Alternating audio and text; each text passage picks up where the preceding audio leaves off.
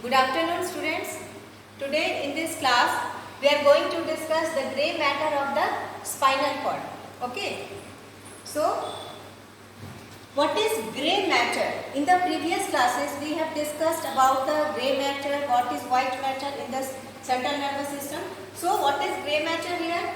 Grey matter, it is a collection of the cell bodies of a neuron as well as their processes plus the synaptic sites of their processes plus the neuroglial cells as well as the blood vessels. All these components, the cell bodies, their process, the synaptic area, the neuroglial cells, this is also the part of the grey matter as well as the blood vessels. All together they are forming what? The grey matter, whether it is in the brain or it is in the spinal cord.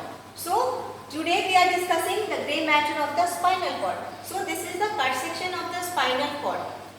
So what are the nomenclature of this grey matter here? Look this diagram. This is the cut section of the spinal cord, and this part, this H-shaped, the grey matter in the spinal cord, it takes the appearance of a letter H. Okay. So this is the H-shaped appearance of the grey matter. This is the dorsal aspect. Okay. This is the ventral aspect. So dorsally, this is the dorsal. This is the dorsal grey horn, or you can say the column. This is the ventral side. So this is the ventral grey horn, and this is the dorsal grey horn. So when we will draw an imaginary line transversely here, this dorsal grey matter and the ventral grey matter, it is divided by an intermediate zone of the grey matter, this area, this one. This is the intermediate grey horn. What is this? Intermediate grey horn. Okay, intermediate grey horn, which lies in between the dorsal grey horn, dorsally, and the ventral grey horn, ventrally. So this was the division, anatomical division of the grey matter inside the spinal cord, which is centrally located, and peripherally this is the white matter. This one is the white matter of the spinal cord. Now this grey matter, how it is functionally, what is the purpose of this grey matter? This grey matter we have discussed, these are the collection of the neurons, their cell bodies. So what are the functions? So they are the different nomenclature of these neurons here, which are placed in this grey matter from dorsal to the ventral aspect, and then depending upon their functions, anatomically we divide this grey horn from dorsal to ventral aspect like this. Suppose this is the, if you divide the grey horn, if you divide this grey horn, it is divided into an apex, okay, apex, then head, then the base, and then, then neck, and then the base of the dorsal grey horn. So dorsal grey horn, it is divided into four components. This is the base, just above there is the neck, then above this is the head, and that is the apex here, from above downwards. The ventral grey horn, it is divided only into the head here, and here it is the base. Here it is the base, and here it is the head of the ventral grey horn. Okay. So the dorsal grey horn of a spinal cord, it is the function of this column or this grey horn, it is sensory in nature, and the ventral grey horn, it is totally motor in nature. So what about this, the intermediate zone, whether it is sensory or whether it is motor? It is intermediate grey horn, it is also motor in nature. Very important point to be noted here. All types of sensation from the periphery, from the skeletal muscles or the cardiac muscles or the smooth muscle as well as the glands, where they are coming, all types of sensation are reaching in the dorsal grey horn. And this ventral grey horn, it is the motor component, and the nucleus which are or the neurons which are present here in the ventral gray horn, they are supposed to supply the skeletal muscles only. Skeletal muscles, okay? And the sensory area, the sensory gray column or the horn, it is receiving sensation from all the modalities, skeletal muscles, the cardiac muscles, the smooth muscles as well as the gland. So all together this is the sensory. But what about the motor component of those, the cardiac muscles, the smooth muscles as well as the glands? For that, the intermediate zone or the intermediate gray horn, it is responsible, that is the visceral motor in nature. For the visceral component to get its motor supply, the gray matter which is situated in the intermediate zone between the dorsal gray horn as well as the ventral gray horn. So we can say like this, the intermediate zone as intermediate gray horn as well as the ventral gray horn are the motor component. This whole, it is the motor component, and dorsal to that, it is the sensory component. Okay. Now again this dorsal gray horn, it will be divided upon from where it is receiving the sensation, whether it is receiving the sensation from the somatic area or the visceral area. Look here, the dorsally, you see here, there is this part of the dorsal gray horn. Dorsally, it is concerned with the somatic sensation, and again ventral to that, towards the neck and the base area, there is the visceral component. That means the afferent fibers from the visceral sensation, the sensation. Which type of sensation from the viscera? Anytime the pain, the temperature, all this type of sensation are coming and it is disseminating here in the neurons of the dorsal gray column here. Okay. Now the motor component of this gray horn. The motor component includes the intermediate zone as well as the ventral gray horn. First we will discuss this ventral gray horn. The ventral gray horn, it is related to supply only the skeletal muscles of the body. Okay. So the glands, the muscles, the smooth muscles as well as the cardiac muscles will get their motor fibers from this intermediate gray horn. Okay. So any neurons, any nucleus which is supposed to be present in this part of the gray horn, that will be supposed to supply not the skeletal muscles, it will supply the smooth muscles, the cardiac muscles or the glands, because glands also needs what? The secretomotor supply. Okay. So this was the division. Here it is the somatic sensation, this is what, or the visceral sensation. That intermediate gray column, it is giving motor efferent fibers. Okay. It is not included in the sensory, it gives the motor fibers to the muscles like we have discussed now, and this is the somatic component for the skeletal muscles.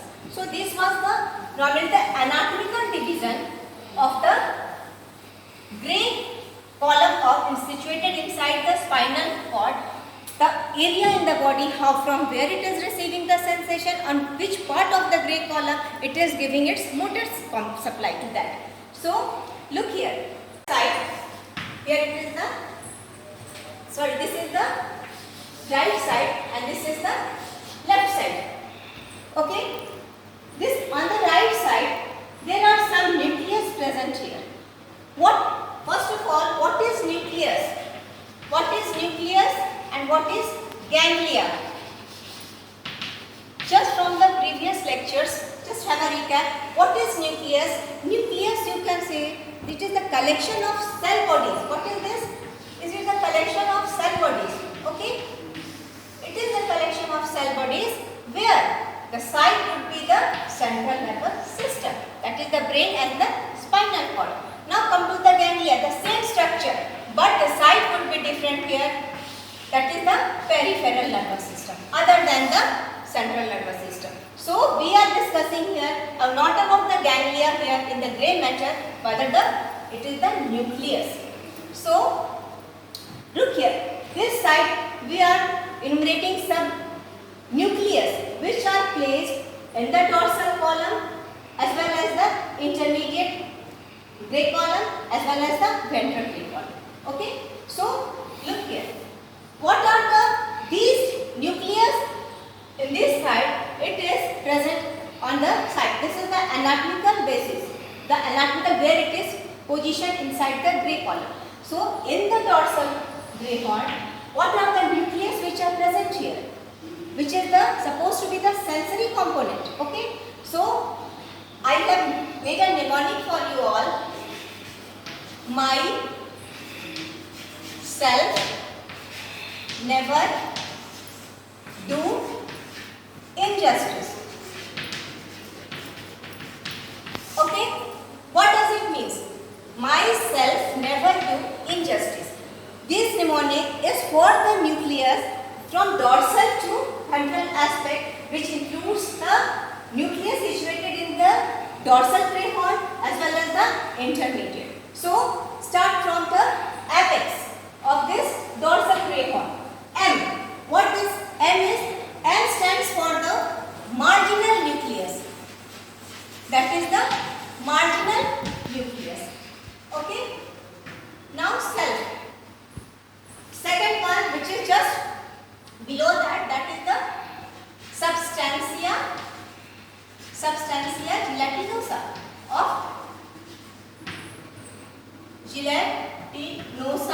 of Rolando. Okay. This second nucleus. This N, the largest one, larger than the upper two, the marginal nucleus and the substantia gelatinosa, it occupies the maximum area in the dorsal gray horn. Okay, that is N. N never stands for the nucleus proprius. Nucleus proprius. Okay. Do. At the base here, I have mentioned that this is the base of the dorsal gray horn and the medial aspect of that, which is included in also in the intermediate gray horn. This D is the dorsal column nucleus.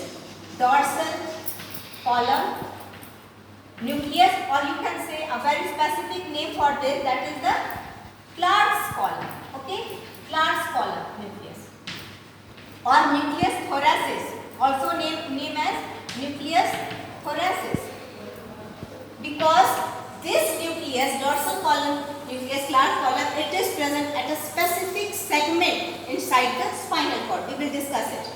And injustice stands for the intermediate nucleus.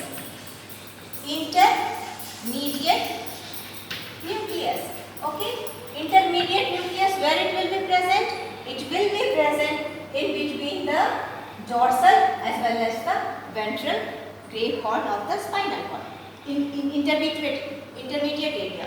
So, marginal nucleus, the substantia gelatinosa, the nucleus proprius, the dorsal column and the intermediate nucleus. Myself never do injustice.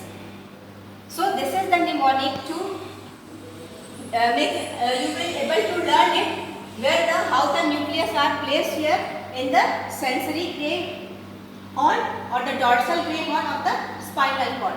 It is like this, above downwards. Now, on the ventral gray horn, look here.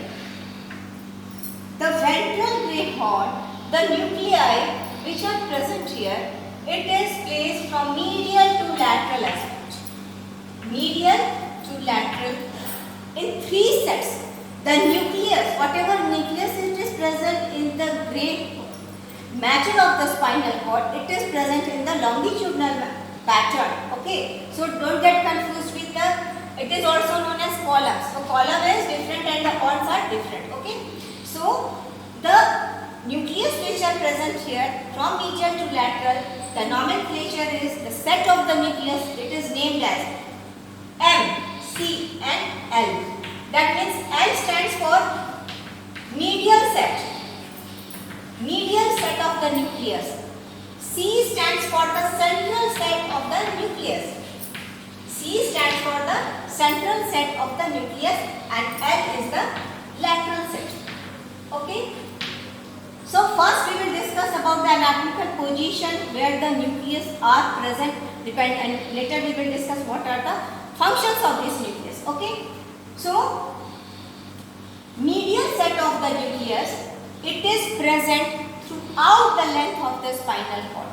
Okay, this medial set, it is supposed to be present throughout the total length of the spinal cord, whereas the central as well as the lateral set, it is present at a very specific sites depending upon the muscles which is supplied by these nucleus. Okay, because this ventral, these nucleus are where it is present. It is present in the ventral gray horn.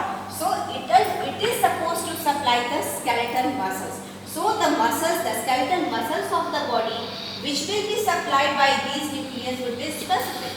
Okay, so that medial set, it is throughout in position, and central and the lateral, it is placed at a very specific sites depending upon the name of the nucleus. Okay, this lateral group, look here, in the body there are two appendages attached to the body, upper limb and the lower limb. So these appendages, the limb, that is supplied by the lateral nucleus. Okay, the lateral nucleus for the limb enlargement. So to supply the muscles of the limb here. Now these size of these neurons or the nucleus, it varies. Okay, the sensory group, the neurons, the nucleus which are neurons which are present in the sensory gray horn, these are smaller in size as compared to the neurons which will be present in the ventral gray or the motor gray. Okay, now on the left side, we have drawn some pattern over here, which is numbered in the Roman numeral values 1 to 10. That is very important for the examination point of view, which is also known as the Rexed lamina. You are asked question, full question or the short notes. Describe the lamellar organization of the gray matter of the spinal cord. So this is about that. So this was the division of the gray matter depending upon the situation, placing of the nucleus on the sensory gray horn and the motor gray. Okay. Now these nucleus and the laminas, they are correlated. This Rexed lamina, what is this? Rexed lamina was given. This lamina was given by the Swedish neuroscientist in 1950s. The name was Bror Rexed. That's why this lamellar organization, it is known as the Rexed lamina. What does this mean? This Rexed lamina, it is not based on the anatomical position of the, rather it is based on the shape, size, cellularity as well as the density of the nucleus, how they are arranged in the laminas. Okay, how densely they are packed inside this gray matter of the spinal cord. So these lamina are different and these are the anatomical position, the specific nuclei for the function depending upon its function. Okay, so how this anatomical position of this nucleus corresponds to this lamellar division by the Rexed. So we will see here.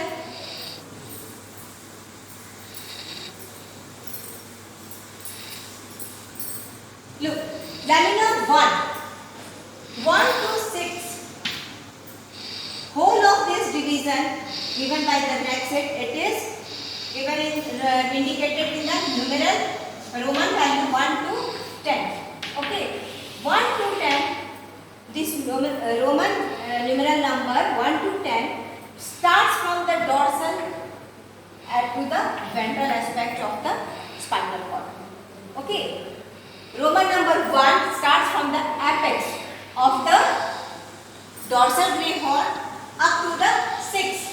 Roman 6 letter that is confined in the dorsal gray horn. So lamina 1 to lamina 6, it is included in the sensory part, that is the dorsal gray horn. Okay. Now then 7th, it is intermediate in position in between the dorsal as well as the ventral gray horn. This 7th lamina. Then comes the 8th and 9th. Lamina 8. Lamina 8 it is present, and 9 it is mainly present here in the ventral gray horn, or you can say it is the part of the motor gray horn. So 8 is this 8 lamina it is on the medial aspect, and 9 lamina it is on the lateral aspect. Okay, and 7th one it is present in between the two, dorsal and the ventral gray horn, and 10th lamina it is present around this central canal. What is this? This is the central canal in the spinal cord, and the area around that it is the 10th lamina. We will discuss all these lamina one by one. So now lamina 1 to 4. What does it mean? Lamina 1 to 4 it is mainly concerned. We have already said that all the lamina present in the sensory gray column will be sensory in nature. It is included in the sensory part. So all modalities of sensation are supposed to relay here. Okay, all modalities of sensation will relay in this depending upon the sensation. Okay, now lamina 1. Now lamina 1, it corresponds with which nucleus here? It corresponds with the marginal nucleus. Lamina 1, it corresponds with the marginal nucleus.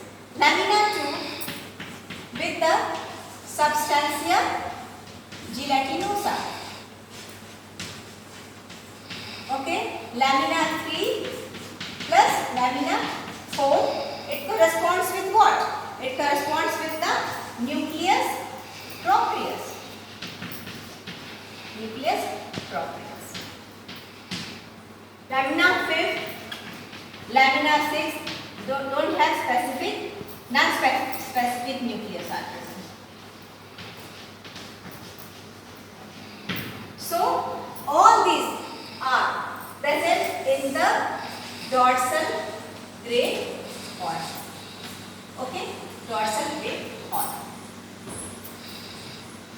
All these nucleus, these are correlated with the lamina, rexate lamina on the left side. Lamina 1, it is composing what? Marginal nucleus. Lamina 2, it is composed of substantia gelatinosa. Lamina 3rd and 4th, it includes the nucleus proprius, which is the largest occupying nucleus here. And lamina 5th and 6th doesn't have any specific nucleus. Now come to this area. Intermediate horn, this one, in between the dorsal and the ventral, what you see here, this is the intermediate gray horn, and there are these gray matter, this part, it includes 3 nucleus inside it. What are the nucleus which are present in the intermediate gray horn? Intermediate gray horn. Intermediate gray horn, we have discussed in the previous class where it is present. It is present where the autonomic nervous system, it is getting autonomic nervous system of the spinal cord. Okay, and autonomic nervous system means sympathetic and the parasympathetic both. Okay, and the parasympathetic both outflow. So sympathetic region of the spinal cord, it extends from which point? It extends from level thoracic 1 to L2, and the parasympathetic it is present in which segment of the spinal cord? It is present in between the S2 to S4. Okay, that's why the craniosacral outflow, it is the parasympathetic, and the thoracolumbar, it is the sympathetic one in the autonomic nervous system. Okay, so in this intermediate gray horn, we have said right now that this is also the motor component, but for the autonomic, but the autonomic nervous system means for the involuntary muscles. Involuntary muscles, that means the motor supply for the viscera, that is the smooth muscles, the cardiac muscles, the glands. Okay, so the nucleus which are present in the intermediate gray horn, it is the once it is present medially, another it is present laterally. This is named as intermedial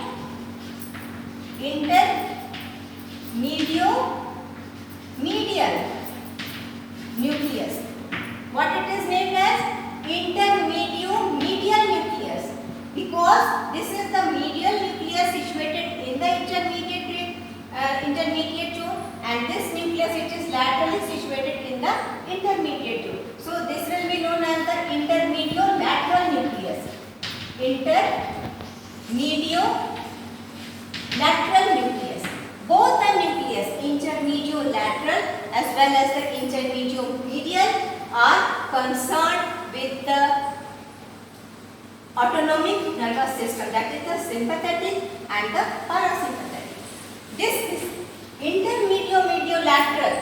It is concerned with the sympathetic outflow. It is concerned intermediolateral. It is concerned with the sympathetic outflow, and it will be this nucleus. It is not present throughout the length. It will be present where there is need of this nucleus for the sympathetic outflow. That's why intermediolateral nucleus it is present in the spinal cord in between the T1 to L2. Then intermediomedial, it is present S2 to S4. Okay, and it is also named in the pelvic splanchnic nerve.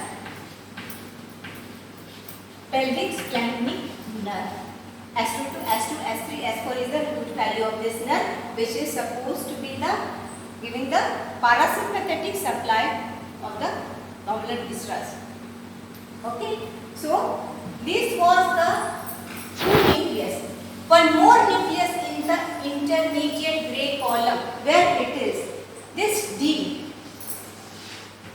Intermediate gray column, this D. It is what? Short notes. It is often asked, are the objectives on the dorsal nucleus. Dorsal nucleus are mainly called Clark's column nucleus.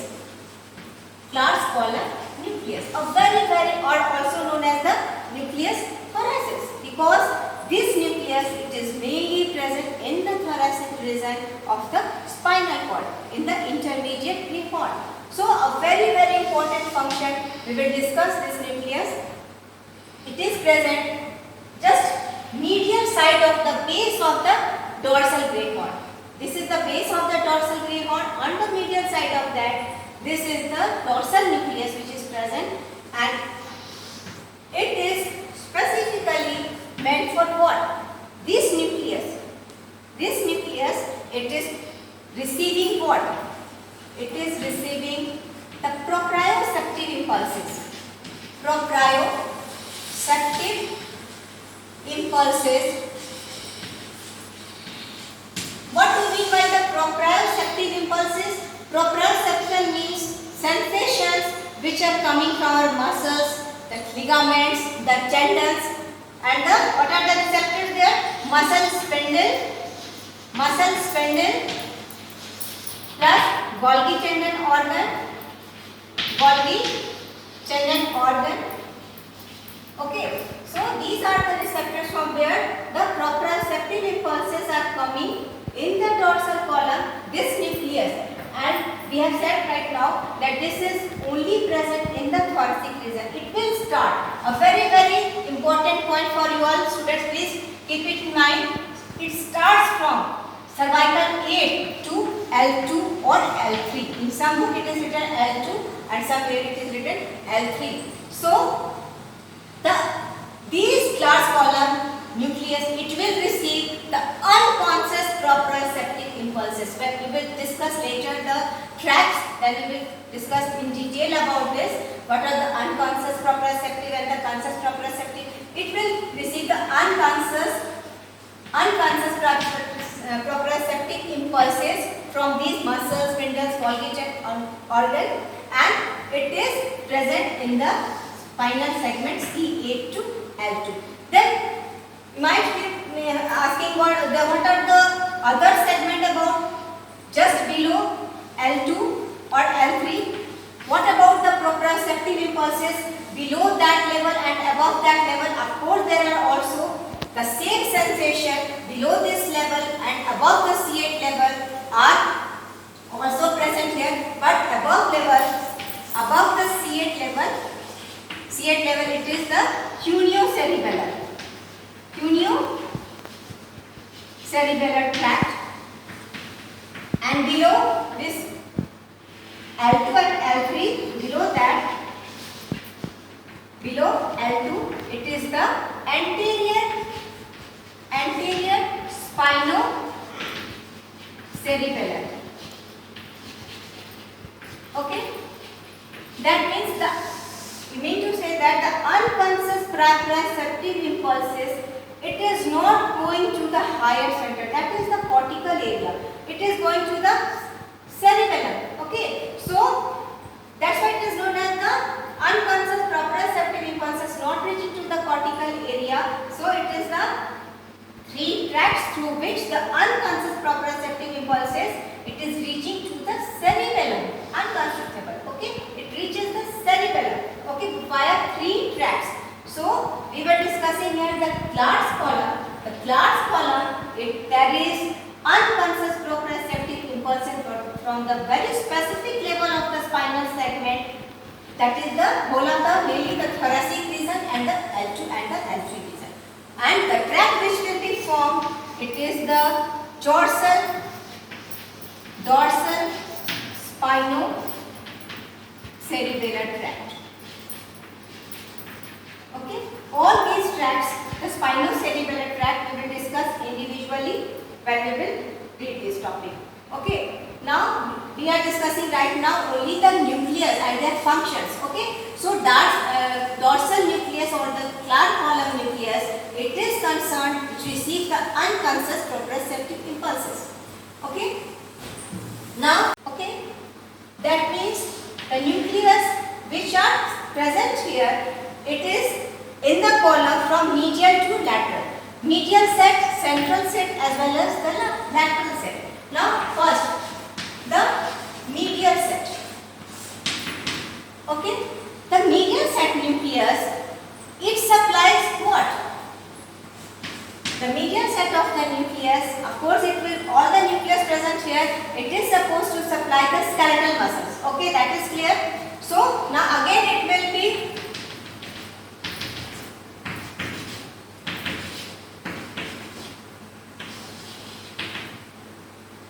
medial set, it is this nucleus, medial nucleus of the ventral gray horn. Okay, the nucleus we are discussing here, it is of the ventral gray horn. So medial nucleus, it is present throughout the length of the spinal cord. Total length of the spinal cord. Okay, so if it is present of the total length of the spinal cord, then what would be the muscles which will be supplied by this nucleus?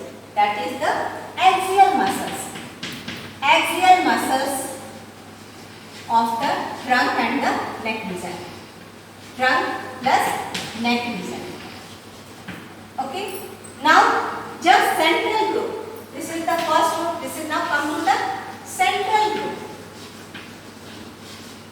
Central group of nucleus or in this ventral gray horn, it is subdivided into three sets of nucleus, the P, then A, then O. Okay, above downwards. These nucleus, this central group, it is not present throughout the length. These nucleus, it is present very specific sites. Now one by one. This P. What is P nucleus? It is the phrenic nucleus. Phrenic nucleus. P stands for phrenic nucleus. What would be the phrenic nucleus meant for? What would be the function? This phrenic nucleus, it is motor in nature and it will be supposed to supply a very important muscles, that is the diaphragm. Diaphragm. Via which nerve? The nerve which is emerging from this phrenic nucleus, that is the phrenic nerve. So we must know what is the root value of this phrenic nerve. Phrenic nerve, the root value is C3, C4, C5. That means C3 to C5.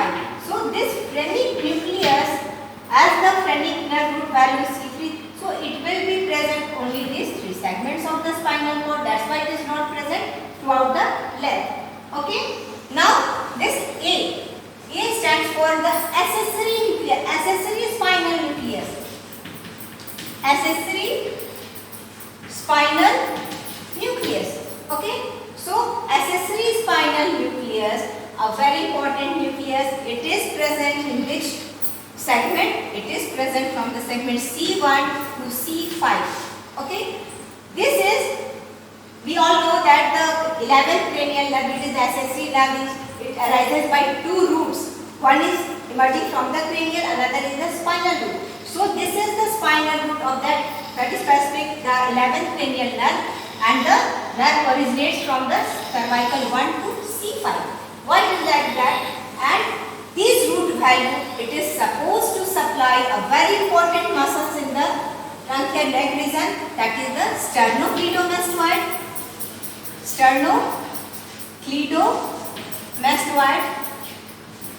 okay, plus trapezius, okay, plus trapezius.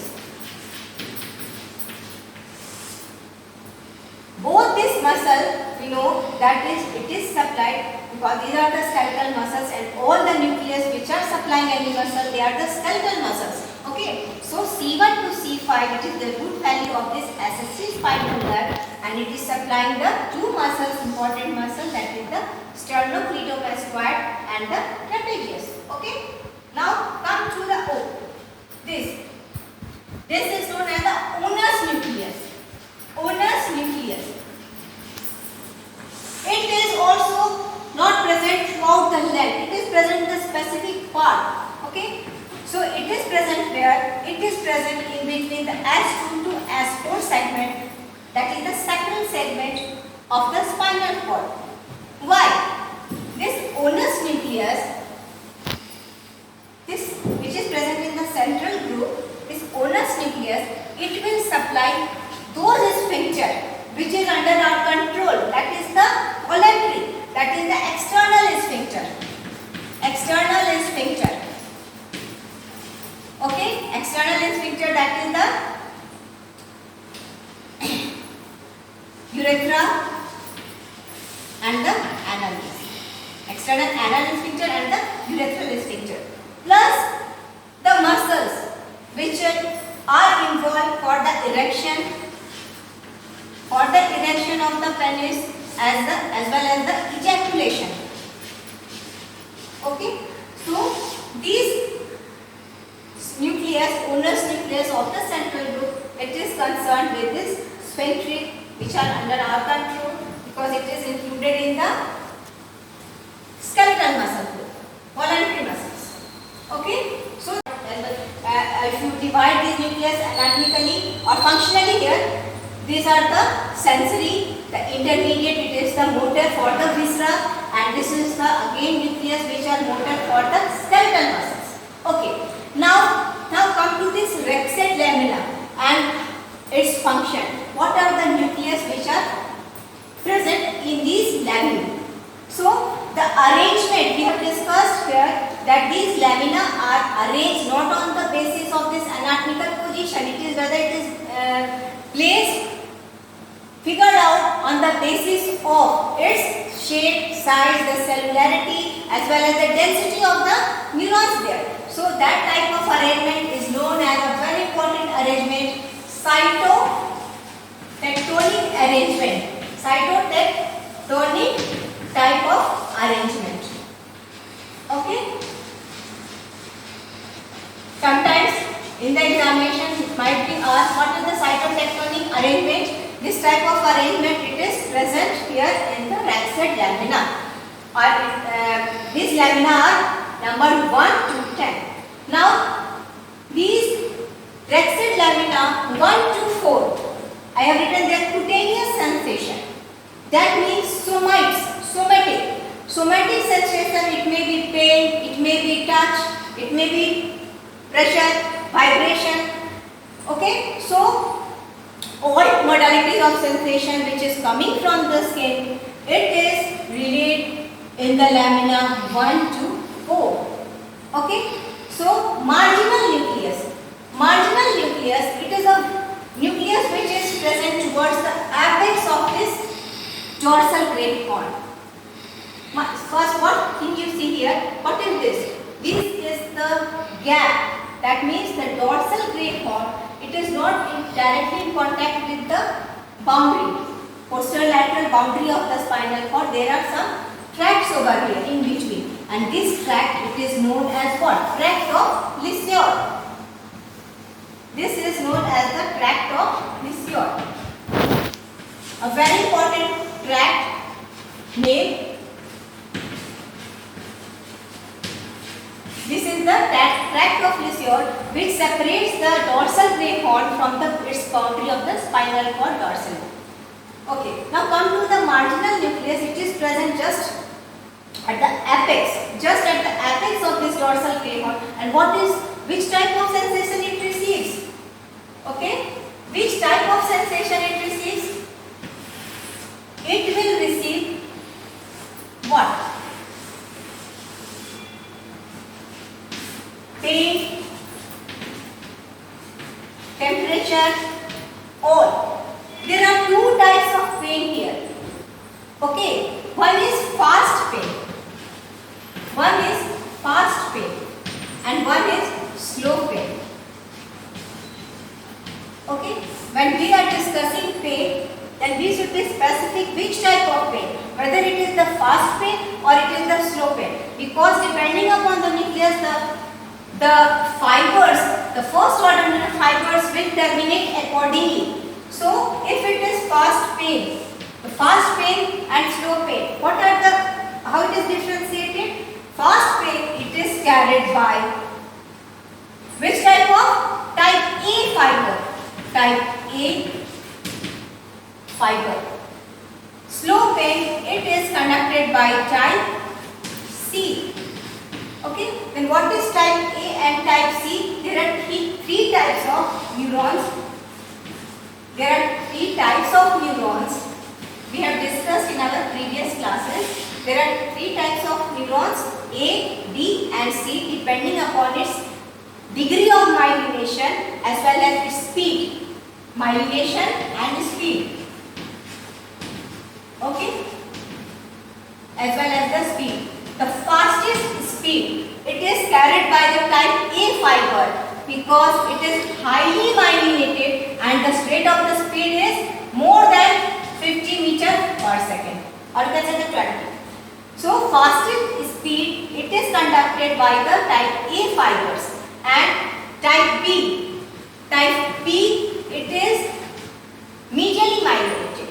The degree of myelination lies in between type A and type C, and the myelination process, it is up to the 15 meters per second.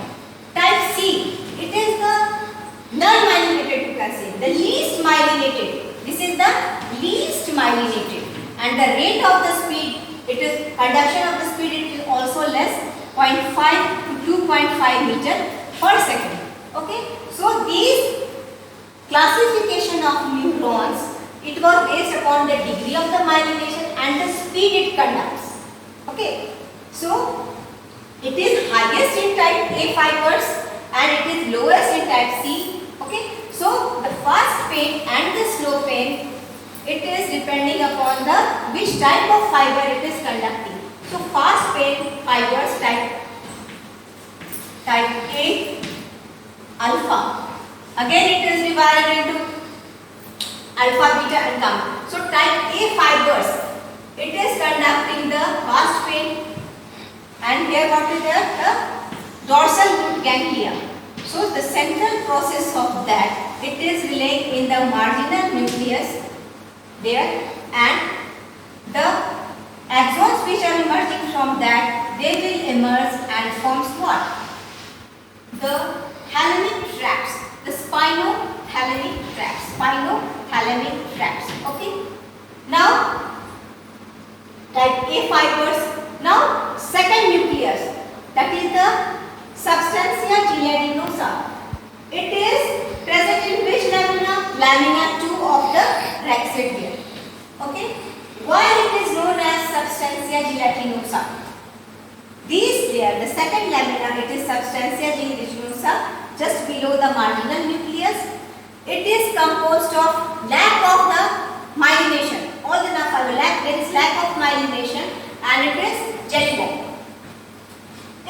This nucleus, it is present throughout the length of the spinal cord, as well as this is the second one, it is substantia gelatinosa. Substantia gelatinosa. Okay, it is present throughout the length. It also the pain, the temperature, fibers. It is receiving which type of pain sensation? Slow pain. Slow pain, as well as the temperature. Pain fibers or the temperature fibers, they are relaying where? In the nucleus which are present in the second lamina, which is the substantia gelatinosa. A very important point of this lamina is, this lamina, it is also related with the sensory modulation or the pain modulation here. Okay, and it is also continued upward in the medulla as well as the lower pons. Lower pons. This substantia gelatinosa, it is present throughout the length of the spinal cord, and above it is also continued in the medulla and the lower pons in the form of the spinal nucleus of the trigeminal tract. Trigeminal tract or nerve. Okay, again it is the objective. It is asked, what is the spinal nucleus of the trigeminal nerve? It is continuation of which nucleus? In the brainstem. So you will remember, this is the substantia gelatinosa of Rolando, where there is pain modulation. Slow pain it is relaying here, and again the nerve fibers or the axons which are emerging, they are crossing to the opposite side and forming the lateral or the anterior spinothalamic tract. Okay. Now the third and the fourth lamina. The third and the fourth lamina, it is more in comparison to the other lamina. Okay. Other than the cutaneous sensation, like pain, temperature, it will also receive the proprioceptive impulses. Okay, the proprioceptive impulses from then again it forms what? Suppose this is the nucleus proprius, the sensation is coming, relaying here in the nucleus proprius, and the tract which is forming, they are forming what? The spinothalamic tract. The pain, temperature pathway like that. Okay, so this is the nucleus proprius, where the proprioceptive impulses, it is also relaying here, plus cutaneous sensation of pain, temperature, they are also relaying here. So it is very important, the nucleus proprius. Now, so that means lamina 1 to lamina 4, it is concerned with which modalities of sensation? The cutaneous sensation, especially cutaneous sensation lamina 1 to 4. Now, what about the lamina 5? Now this one, lamina 5 here, this lamina 5, it is where it is placed? At the neck of the dorsal gray horn. So lamina 5, it is mainly concerned because we have not divided there, non-specific nucleus are there, and this component, that is the dorsal gray horn, it is the component for both the somatic as well as the visceral sensation. So this is the lamina 5, which receives the sensation from the viscera, the pain, the temperature, okay, from the viscera, where it will relay. This type of sensation, it is relaying again in the lamina 5, okay, here.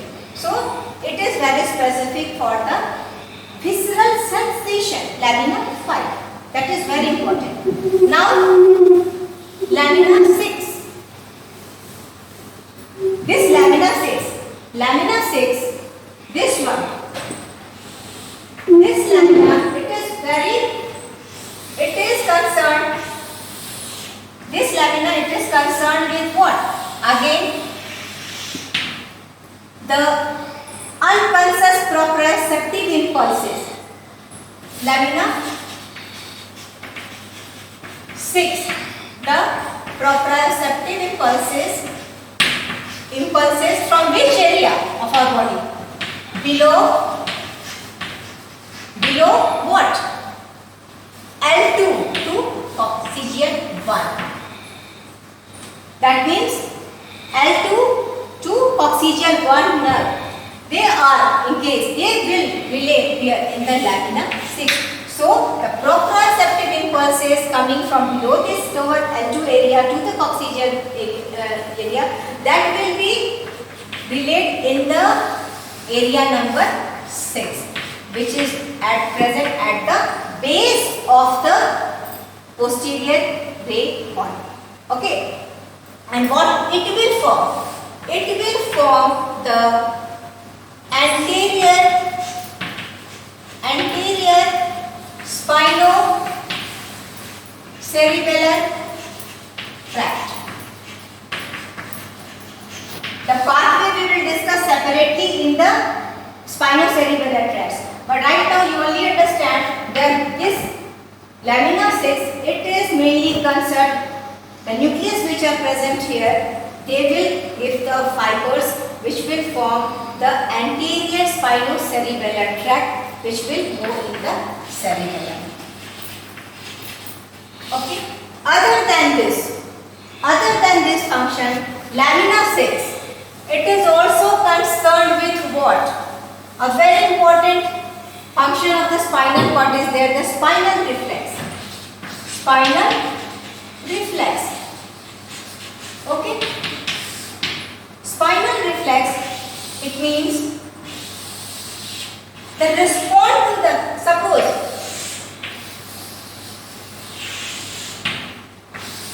there is a prick here.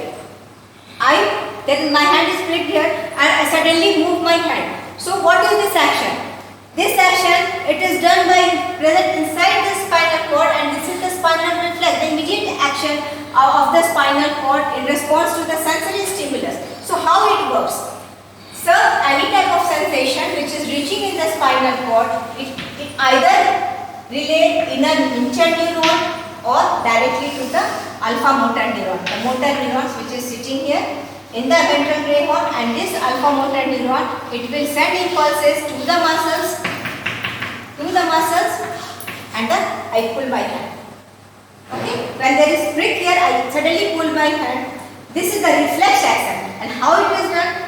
It is done by the lamina 6. It has got a very important role in the spinal cord. So it is very important, this lamina. So these are the lamina which are confined in the sensory ray horn. Now this seventh lamina, it is present in between the dorsal sensory and the ventral ray horn. Okay. So what are the functions of this lamina? This seventh lamina, the nuclei which are present in this lamina, it has got, we have discussed here, this intermediolateral nucleus, intermedio-medial nucleus. That means one function, it is related with the autonomic nervous system that we have discussed. That means intermediolateral nucleus, it has got the sympathetic command, and the intermedio-medial nucleus, it has got the parasympathetic command. and the position of this nucleus we have discussed. So it is concerned with the one of the function, it is autonomic nervous system. Then another, this area, the seventh, okay, this seventh area, it has got many connections. You can say the afferent connection also, as well as the efferent connections. Where? To the higher center. That means higher center means connections with brainstem. Brainstem means medulla, pons, midbrain, all, as well as the cerebellum. Okay, so this seventh area, it has got the efferent and the afferent flow to this nuclei, which is connected with the brainstem as well as the cerebellum, and it maintains the body movement. And one more very important point, this lamina 7, it is this one, a very important nucleus here. Renshaw nucleus or the Renshaw cells, you can say, RC, Renshaw cell. What is this Renshaw cell? Renshaw cell, it is also a variety of the interneuron, and basically the function of this cell is inhibitory in nature. The function of the Renshaw cell is inhibitory nature, and these Renshaw cell, where it is present in between the lamina 9 and lamina 8. Okay, that means it is invaginating protruding in between the two lamina. What is the function of this Renshaw cell? It is a type of the interneuron which has got the inhibitory effect of to what? Suppose here is the alpha motor neuron, here is the Renshaw cells. Any corticoid fibers which are coming here, fire here to the alpha motor neuron, and the axons which are coming out from the ventral spinal nerve root, we are going to supply the muscles. If it is overfiring, if this commanding fiber it is overfiring, what it will do? One of the collateral of this alpha motor neuron which is present in the ventral cranium, what it will do? It will again go inside the spinal cord to synapse with this Renshaw cell here. Okay, it will synapse, and this Renshaw cell, it will again inhibit the action of this alpha motor neuron to overfire. To prevent the overfiring of this alpha motor neuron, this is the pattern. A collateral again is given to the Renshaw cell from the outlet of this ventral nerve root, which snaps with the Renshaw cell, and it put the inhibitory action of this on the alpha motor neuron, and there is less firing of the alpha motor neuron. So this is the nuclei which are present in the lamina 7. Now lamina 8 and lamina 9, which is the main nucleus. Now these are the main nucleus of the ventral gray cord. And what are the functions of this? The pattern which I have drawn, it is this pattern, it is present in the limb enlargement. That means lamina 9 is laterally and lamina 8 is medially, where there is the limb enlargement. We have discussed in our previous classes the spinal cord, where there are limb enlargement, the cervical and the lumbar area. The two areas, there are the limb enlargement, lumbar 2 to F1 and cervical C5 to G1. Okay, so here these segments you will get this pattern. Okay, now first we will discuss lamina 8. Lamina 8, it is present in the thoracic region like this. If it is the cut section of the thoracic part of the spinal segment, then the position of this lamina 8 is like this. 9 is here and 8 is here. Okay, so what it is meant for? This 8th lamina. This 8th lamina, it is mainly concerned with what? The cortico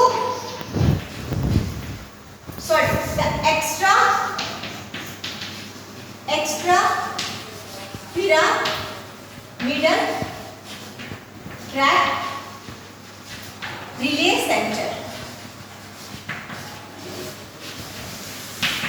There are two types of descending tract, the corticospinal and the extra, that is the corticospinal, it is also known as the pyramidal tracts, and the another type is extra pyramidal tract. So the extra pyramidal tract, they relay, what do you mean by extra pyramidal? That is coming suppose from the rubrospinal,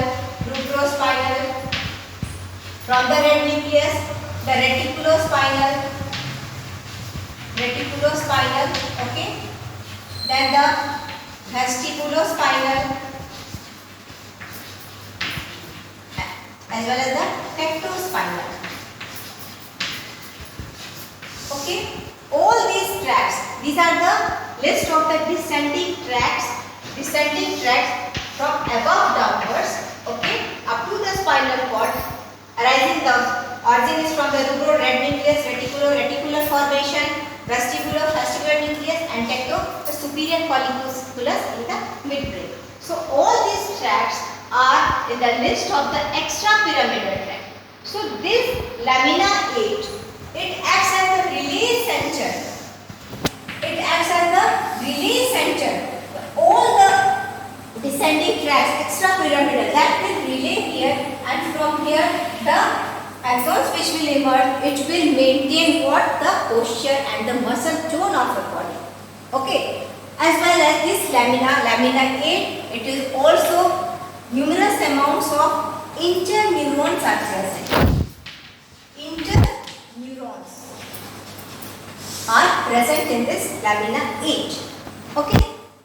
So this was the relay station for the tract, that is the extrapyramidal tract. Now come to the ninth lamina. Lamina 9. Composed of the, it is supposed to be the relay station.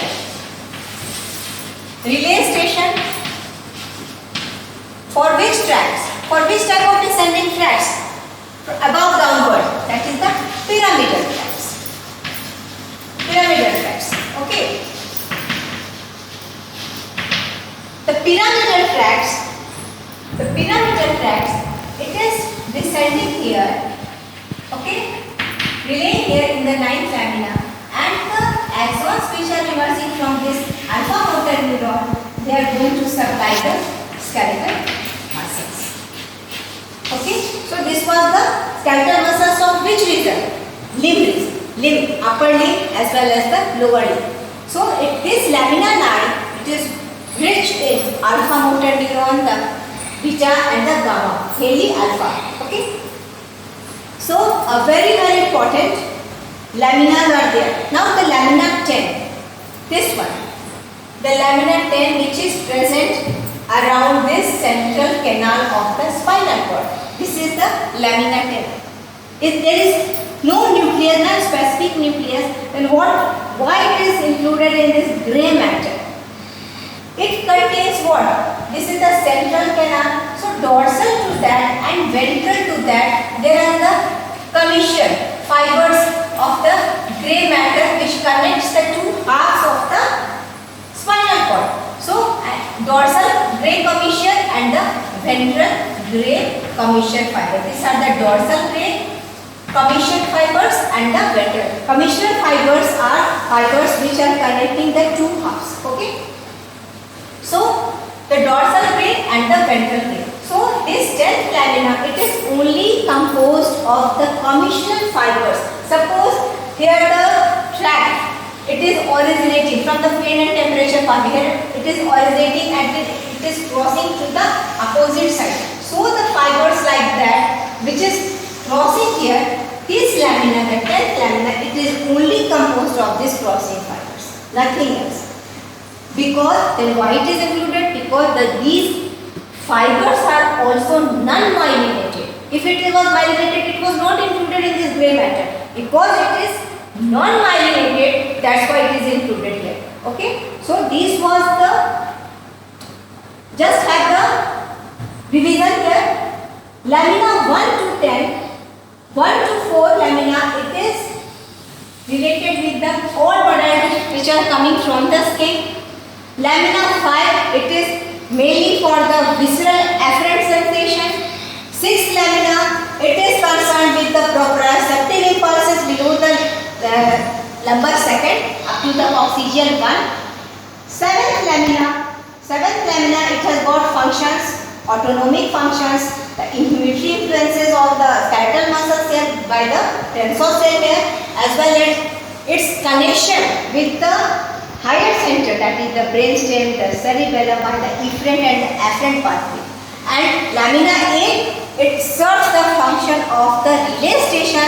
The neurons which are sitting here in the 8th lamina, they will serve as the function for the tracts. They will relay here extrapyramidal tracts, and from there the axons will come out. Then lamina 9, which are only present here in the limb enlargements, they will supply the limb muscles. Okay, it is all about the gray matter of the spinal cord. Okay, and the bracted lamina, it is very important for you all for the examination point of view. Clark's column, some short notes are very important in this class, that is the Clark's column. Clark's column, nucleus plus nucleus proprius. Nucleus proprius, you are asked short notes on this. Clark's column nucleus as well as the Renshaw cell.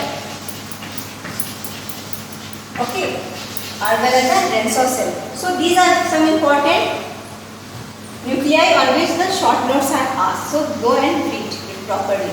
So in the next class we will discuss about the ascending tracts of the, or the white matter of the, you can say the white matter of the spinal cord. Okay.